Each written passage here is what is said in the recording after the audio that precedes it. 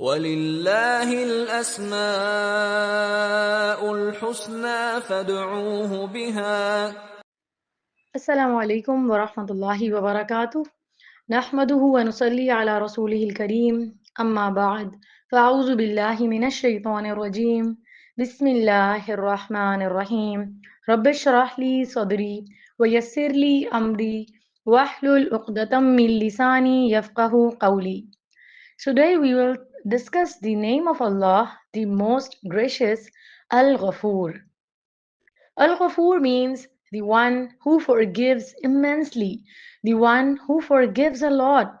Allah, the most gracious, is so kind that He not only forgives His servants, does not punish them, but also covers their faults, their mistakes, their sins.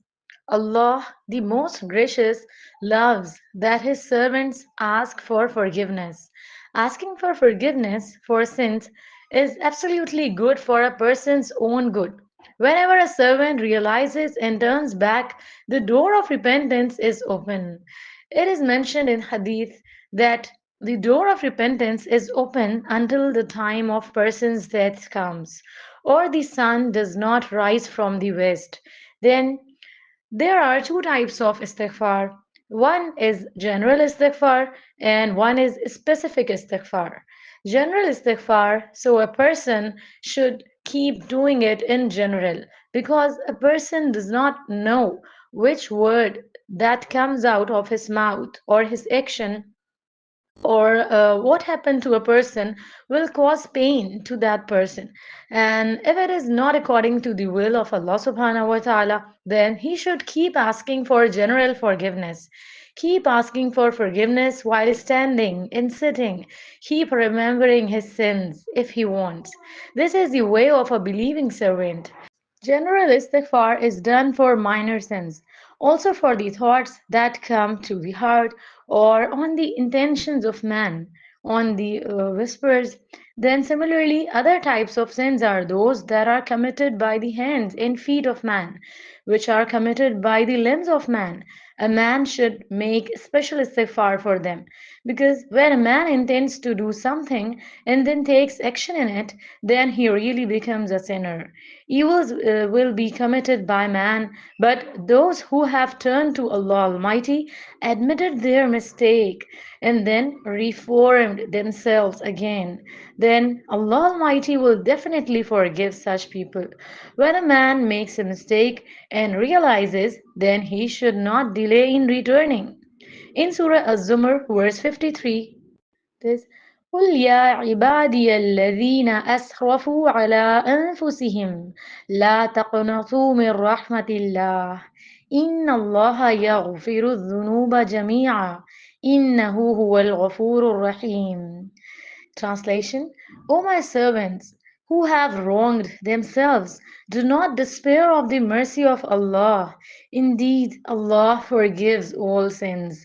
Indeed, He is the forgiving, the merciful. He forgives sins as big as the mountains.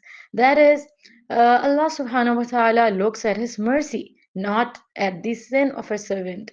And His mercy encompasses everything.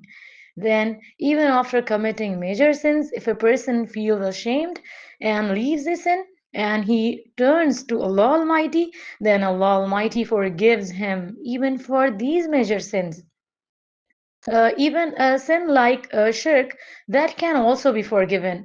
That is, if a person has been committing polytheism unknowingly or in ignorance, then he realizes it, then Allah Almighty forgives him. Then similarly, a sin like murder is also forgiven. For example, a person who has committed 99 murders, when he repents, Allah Almighty forgives him too.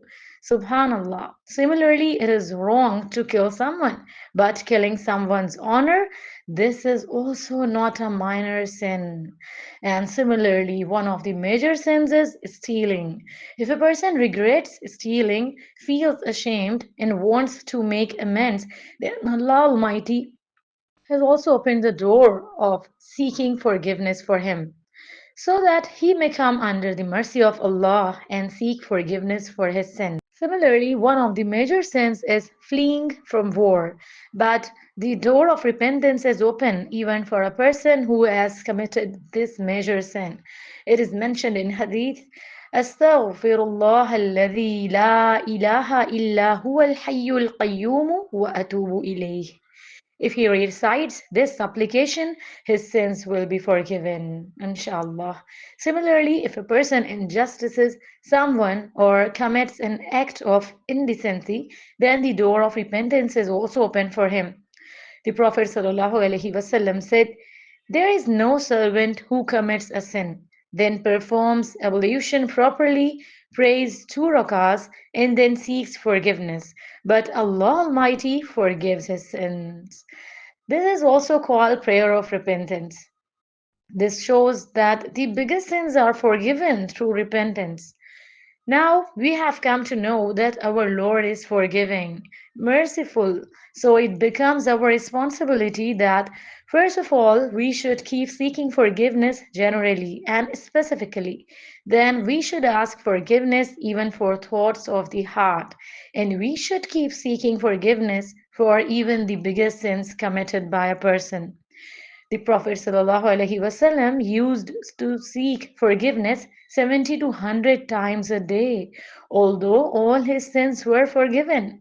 Then, if the sins of the servants are great, then Allah's forgiveness is even greater. Then, a person should also bring within himself the quality of forgiving others. Because whoever forgives others, Allah subhanahu wa ta'ala forgives his mistakes. A person's life cannot be happy unless he forgives the mistakes of others. Then, similarly, those who frequently seek forgiveness also benefit greatly in this world. Asking for forgiveness is also a means of increasing strength. The angels also ask for forgiveness for the person who asks for forgiveness. Asking for forgiveness is a means of entering paradise. Here are some supplications for asking for forgiveness. By reciting them, a person is forgiving, inshallah. Rabbi inni zalamtu nafsi faghfir li. O my Lord, I have wronged myself, so forgive me. Rabbi ighfir warham wa anta khayrur rahimin. O my Lord, forgive and have mercy, for you are the best of the merciful.